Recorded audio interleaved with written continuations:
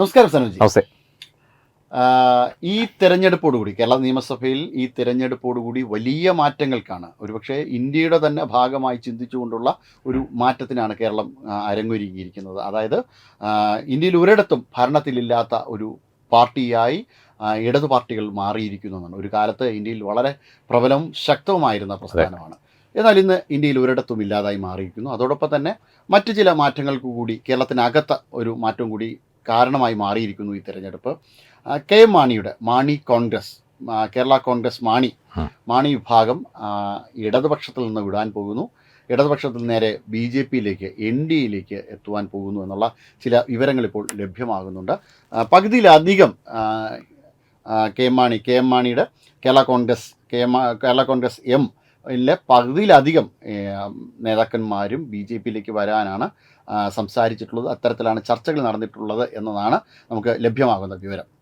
അല്ല, ഹരി പറഞ്ഞ സാധ്യത തീർത്തും തള്ളിക്കളയാനാകുന്ന ഒരു കാര്യമല്ല. കാര്യം വളരെയധികം സാധ്യതയുള്ള ഒരു കാര്യം തന്നെയാണ്. ഒരുപാട് സൂചനകൾ അത് നൽകുന്നുമുണ്ട്. പ്രത്യേകിച്ചും ഈ ഒരു തെരഞ്ഞെടുപ്പിൽ നമുക്കറിയാം, പാലയിലെ ഏറ്റവും വലിയ പ്രതീക്ഷയായിരുന്നു ഈ മാണിയുടെ വിജയം എന്നുള്ളത്, ജോസ് കെ മാണിയുടെ വിജയം എന്നുള്ളത്. പക്ഷേ അത് ലെവലേശം ഏറ്റില്ല എന്ന് വേണം നമുക്ക് പറയാൻ. കാര്യം പഴയ തന്ത്രങ്ങളൊന്നും നമുക്ക് കേൾക്കില്ല. ഇപ്പോൾ കെ എം മാണിയുടെ കാര്യമാണെങ്കിൽ നമുക്കറിയാം, ദീർഘനാളായി ധനമന്ത്രിയായിരുന്ന ഒരു രാഷ്ട്രീയ രംഗത്തെ അധികായൻ, കോൺഗ്രസ് മന്ത്രിസഭകളിലെ ഒക്കെ നിറഞ്ഞു നിന്നിരുന്ന വളരെയധികം പ്രജ്ഞനായ ഒരു രാഷ്ട്രീയ പ്രവർത്തകനായിരുന്നു അദ്ദേഹം. പക്ഷേ അദ്ദേഹത്തിൻ്റെ കാലം കഴിഞ്ഞ് അദ്ദേഹത്തിൻ്റെ മകൻ വന്നപ്പോഴാണ് ഈ ഒരു ചാഞ്ചാട്ടം. വലതുഭാഗത്തുനിന്നും ഇടതോട്ട് കാലുമാറുന്നു, പിന്നീട് ഇടതിൽ ഒരു നിലനിൽപ്പ് ഉണ്ടാക്കാൻ ശ്രമിക്കുന്നു, അവിടെയും പരാജയപ്പെടുന്നു. ഇപ്പോൾ ഇനി അവർക്ക് സഞ്ചരിക്കാൻ നേരിൻ്റെ പാത എന്ന് പറയുന്നത് NDA-യോടൊപ്പം ചേരുക എന്നത് മാത്രമല്ല ഹരി, ഞാനിന്ന് ഇപ്പോൾ നമ്മുടെ തത്വമയിൽ തന്നെ വരുന്നുണ്ട്, BJP-യുടെ സംസ്ഥാന ജനറൽ സെക്രട്ടറി ആയിട്ടുള്ള S സുരേഷുമായി ഒരു ഇൻ്റർവ്യൂ ഇന്ന് ഞാൻ എടുത്തിരുന്നു, ഈ തെരഞ്ഞെടുപ്പിന് ശേഷമുള്ളൊരു അവലോകനം എന്നുള്ള രീതിയിൽ. അപ്പോൾ അതിൽ അദ്ദേഹം പറഞ്ഞ ശ്രദ്ധേയമായൊരു കാര്യമുണ്ട്. പ്രത്യേകിച്ചും ഈ BDJS-ഉം 2020 മാത്രമായിരിക്കില്ല ഘടകകക്ഷികളോടൊപ്പം NDA-യോടൊപ്പം നിൽക്കുന്ന വലിയ ഘടകകക്ഷികൾ, അതിനേക്കാളും വലിയ മീനുകൾ, ബിഗ് ക്യാച്ചുകൾ ഇനി വരാനിരിക്കുന്നതേ ഉള്ളൂ എന്നൊരു സൂചന അദ്ദേഹം നൽകിയിട്ടുണ്ടായിരുന്നു.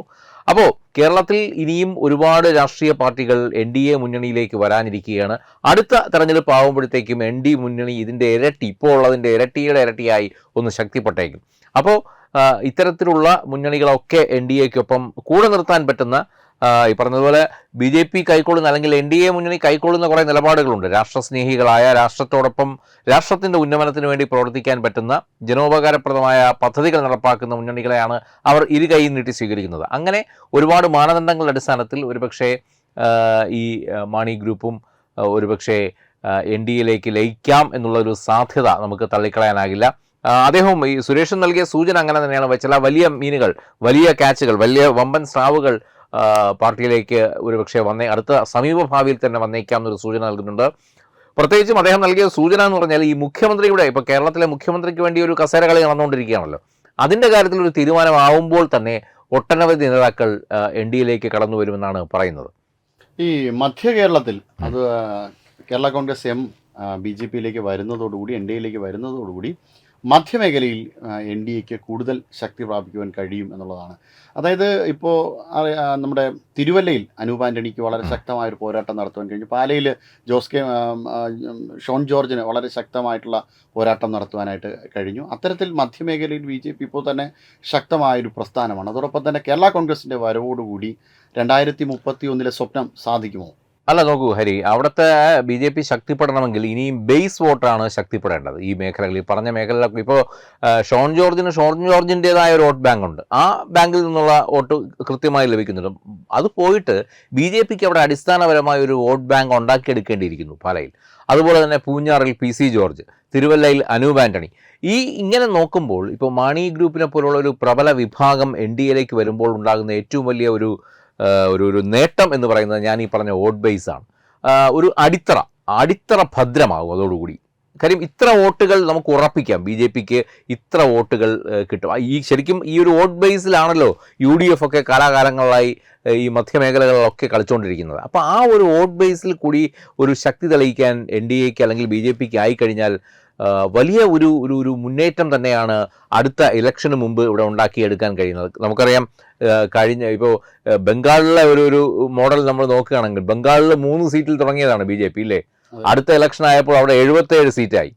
പക്ഷെ കേരളത്തിൽ 77ന്റെ ആവശ്യമില്ല, 73ന്റെ ആവശ്യമേ ഉള്ളൂ. അവിടെ 77 കഴിഞ്ഞ് അടുത്ത് 204 പോയി ഇല്ലേ. അപ്പോൾ അത്തരത്തിലുള്ള ഒരു മാജിക് ആണ് അവിടെയൊക്കെ BJP കാഴ്ചവെച്ചതെങ്കിൽ കേരളം പോലുള്ള ഒരു കൊച്ചു സംസ്ഥാനത്തിൽ ഇത് സാധ്യമാക്കിയെടുക്കുക അത്ര വലിയൊരു ഭഗീരഥ പ്രയത്നമൊന്നും അതിൻ്റെ ആവശ്യമില്ല.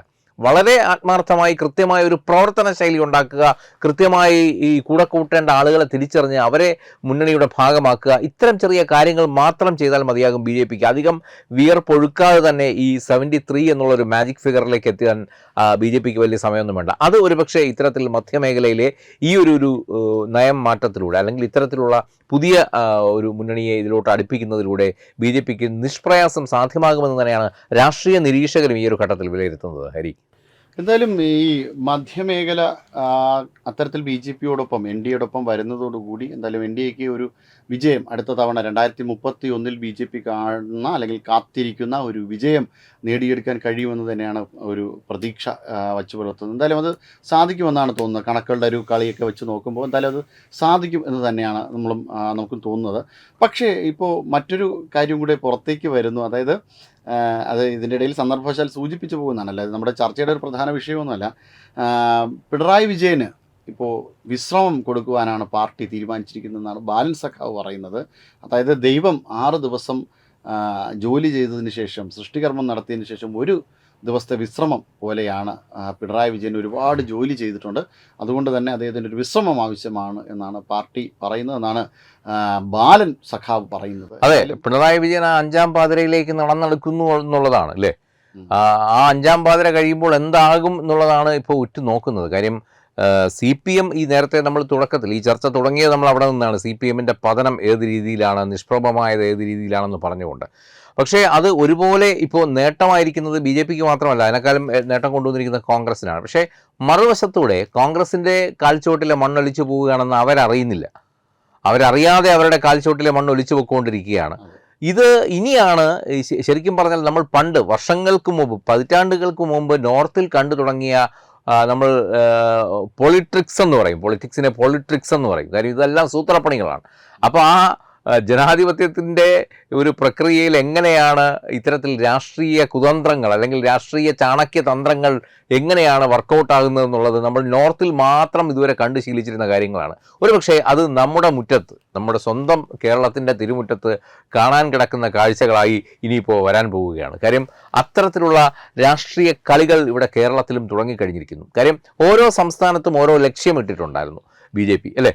കഴിഞ്ഞ 10 വർഷമായി അല്ലെങ്കിൽ 15 വർഷമായി NDA ഗവൺമെൻറ് ഇന്ത്യ ഭരിക്കുമ്പോൾ അവർ ഓരോ സംസ്ഥാനവും ടാർഗറ്റ് ചെയ്താണ് ഓരോ ഘട്ടത്തിലും മുന്നോട്ട് പോയിക്കൊണ്ടിരുന്നത്. അപ്രാപ്യമെന്ന് കരുതിയിരുന്ന സംസ്ഥാനങ്ങളൊക്കെയും അവർ ഇന്നിപ്പോൾ അവരുടെ കൈക്കലാണ്. ഇപ്പോൾ തമാശയ്ക്ക് പോലും ട്രോളുകൾ ഇറങ്ങുന്നുണ്ട്. കഴിഞ്ഞ ദിവസം ഹരിയും ശ്രദ്ധിച്ച് കാണും, ഇന്ത്യയുടെ ഒരു മാപ്പ്, അതിൻ്റെ മുന്നിൽ ഒരു കാവി ബക്കറ്റ് പെയിൻറ്റുമായി അമിത്ഷാജി നിൽക്കുകയാണ്. കുറച്ച് പണിയുടെ ബാക്കിയുണ്ടെന്നാണ് അതിൻ്റെ ഒരു കമൻറ്റ്. കാര്യം ഇനി കുറച്ച് സ്ഥലങ്ങൾ കൂടിയാണ് ബാക്കി പണി പൂർത്തിയാക്കാനുള്ളത്. അത് ഒരു ട്രോളല്ല, അതൊരു യാഥാർത്ഥ്യമാണ്. അതിനു വേണ്ടി തന്നെയാണ് അവർ ഇറങ്ങി തിരിച്ചിരിക്കുന്നത്.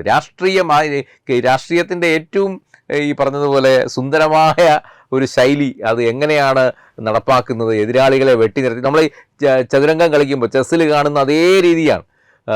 എതിരാളിയുടെ തലയിൽ തോന്നുന്നതിനും അപ്പുറം ചിന്തിച്ചുകൊണ്ട് ഓരോ കരുക്കളെ മാറ്റി മുന്നേറുക എന്നുള്ളത് ഒരു ഇൻ്റലക്ച്വൽ ഗെയിം തന്നെയാണ്. ആ ഗെയിമിലൂടെയാണ് മോദിജിയും അമിത്ഷാജിയും ഒക്കെ കഴിഞ്ഞ 10-15 വർഷമായി മുന്നോട്ട് പോയിക്കൊണ്ടിരിക്കുന്നത്. അപ്പോൾ അവർ ഒരു ടാർഗറ്റ് ഇട്ടിട്ടുണ്ട്. ഇപ്പോൾ അപ്രാപ്യമെന്ന് കരുതിയിരുന്ന ത്രിപുര അല്ലേ, ഹരിയാന, ബീഹാർ, ഇപ്പോൾ ഏറ്റവും ഒടുവിൽ ബംഗാൾ. ഇനിയിപ്പോൾ അവർക്കുള്ളത് ഈ പറഞ്ഞതുപോലെ ഒരു 3-4 സംസ്ഥാനങ്ങൾ മാത്രമാണ്, ഹിമാചൽ, പഞ്ചാബ്, കർണാടകം, കേരളം. അപ്പോൾ അതിലേക്ക് വലിയ ദൂരമില്ല എന്നുള്ളതാണ്. തമിഴ്നാട്ടിൽ ഇപ്പോൾ ഇനി അടുത്ത തവണ തമിഴ്നാട്ടിൽ പണി തുടങ്ങിയല്ലോ ഹരി.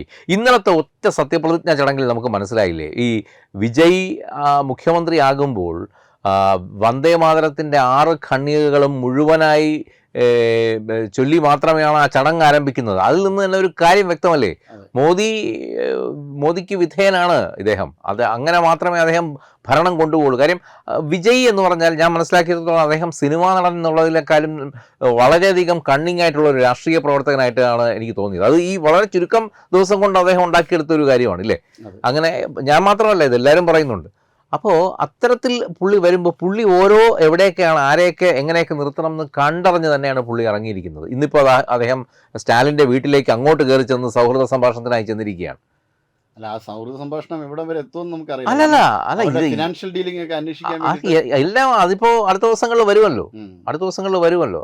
അപ്പോൾ ഒരുപക്ഷെ അങ്ങനെയാണെങ്കിൽ ഒരുപക്ഷെ നമ്മൾ കാണാൻ പോകുന്നത് ഇന്ത്യ കണ്ട ഏറ്റവും ഒരു മോദിക്ക് ശേഷം, നരേന്ദ്രമോദി ഗുജറാത്ത് മുഖ്യമന്ത്രി ആയതിനു ശേഷം ഇന്ത്യ കാണാൻ പോകുന്ന മറ്റൊരു എന്താ പറയാൻ, ജനങ്ങൾക്ക് വേണ്ടി എന്തെങ്കിലുമൊക്കെ ചെയ്തു എന്ന് പറയുന്ന ഒരു ചീഫ് മിനിസ്റ്ററായി മാറുന്ന ആളാവും വിജയ്ക്ക് അങ്ങനെ ഒരു ലക്ഷ്യമുണ്ട്. ആദ്യത്തെ ഒരു ടൈമിലെങ്കിലും അദ്ദേഹം അധികം അഴിമതി കാണിക്കില്ല എന്ന് വിചാരിക്കാം, ജനങ്ങൾക്ക് വേണ്ടി എന്തെങ്കിലും ചെയ്തു എന്ന് വിചാരിക്കും. കാര്യം TVKക്ക് ഇപ്പോൾ ഒരു നിലനിൽപ്പിൻ്റെ ആവശ്യമുണ്ട്, ഒരു പേരെടുക്കേണ്ട ആവശ്യമുണ്ട്.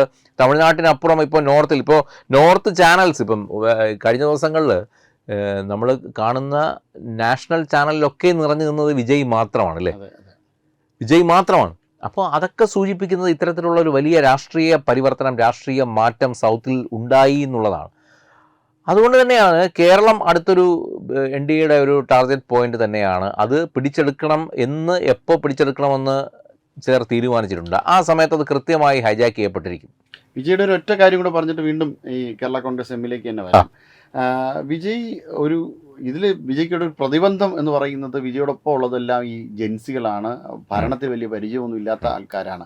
അവരെങ്ങനെ ഈ ഭരണത്തിന്റെ ഈ പ്രഷേഴ്സിനെ അതിജീവിക്കുമെന്ന്? അല്ല, അതുമാത്രമാണ് കാര്യം. ഈ തമിഴ്നാട്ടിൽ ഈ ഹൈ ക്വാളിഫിക്കേഷൻ അല്ല അവിടെ ആവശ്യം. അവിടെ ഈ പറഞ്ഞതുപോലെ ജനങ്ങളോടൊപ്പം അവിടെ തമിഴ് ജനത എന്ന് പറഞ്ഞു കഴിഞ്ഞാൽ വളരെയധികം ഇമോഷണലി ചിന്തിക്കുന്ന ഒരു ജനതയാണ്.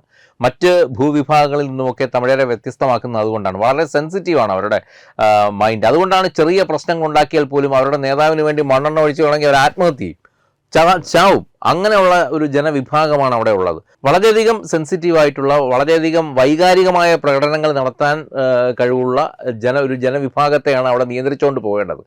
അതുകൊണ്ട് തന്നെ വളരെ സെൻസിറ്റീവായിട്ടുള്ള ഏരിയയിലൂടെയാണ് അദ്ദേഹം കടന്നു പോകേണ്ടത്. അതുകൊണ്ട് ആദ്യ സമയങ്ങളിലൊന്നും തന്നെ വിജയ് വലിയ കുഴപ്പമൊന്നുമില്ലാതെ അദ്ദേഹത്തിന് ചെയ്യാൻ പറ്റുന്ന ഏറ്റവും മികച്ച ഭരണമായിരിക്കും അവിടെ കാഴ്ചവെക്കുന്നത്. പിന്നെ ഈ പറഞ്ഞതുപോലെ പരിചയക്കുറവുള്ള ജെൻസി ആളുകൾ മന്ത്രിസഭയിലേക്ക് വരുന്ന അവരെ കൂടി ഈ ഒരു നേർവഴിയിലേക്ക് നടത്തേണ്ട ഒരു ചുമതല ഇദ്ദേഹത്തിനുണ്ട്.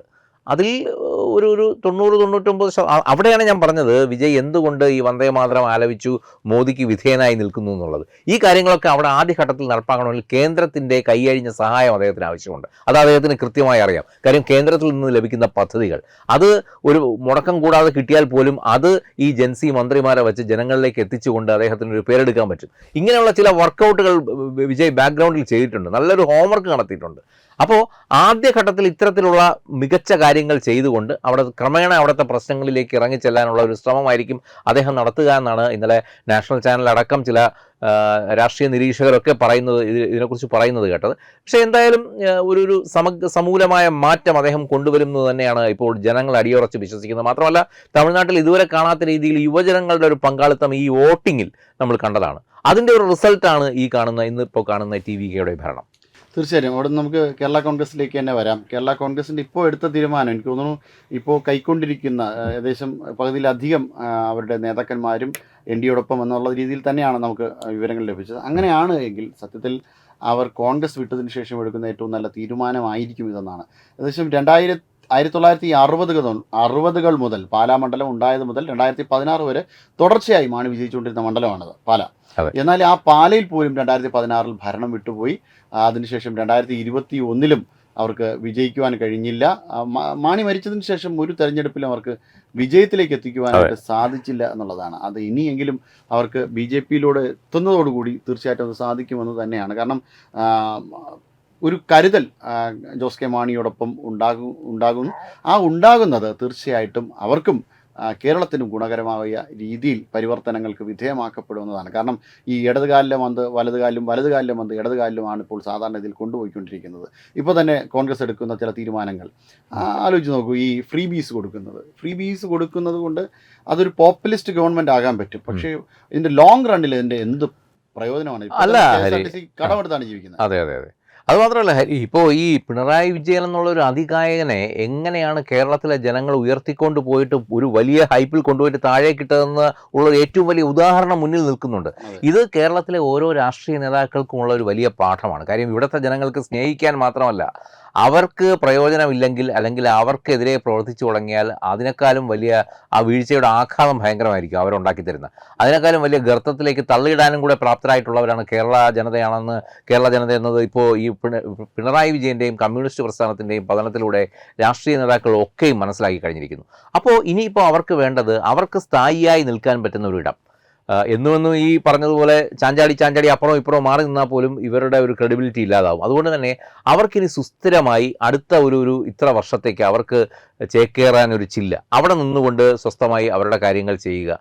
അപ്പോൾ അങ്ങനെ നോക്കുമ്പോൾ ഇനിയുള്ള ഒരു സാധ്യത മുന്നിൽ കാണുന്നത് NDA തന്നെയാണ്. കാര്യം ഈ ഒരു ഇലക്ഷനോടുകൂടി LDF പൂർണ്ണമായും തുടച്ചു മാറ്റപ്പെടുകയാണ് കേരളത്തിൽ നിന്നും. BJP ഇലക്ഷന് മുമ്പേ പറഞ്ഞിരുന്ന ഒരു കാര്യം അക്ഷരാർത്ഥത്തിൽ നടപ്പിലായിക്കൊണ്ട് തന്നെയാണ് വരുന്നത്. കാര്യം അടുത്ത ഇലക്ഷൻ ആകുമ്പോഴത്തേക്ക് ഇവിടെ 2 മുന്നണിയേ ഉണ്ടാകുകയുള്ളൂ, UDF-ഉം BJP.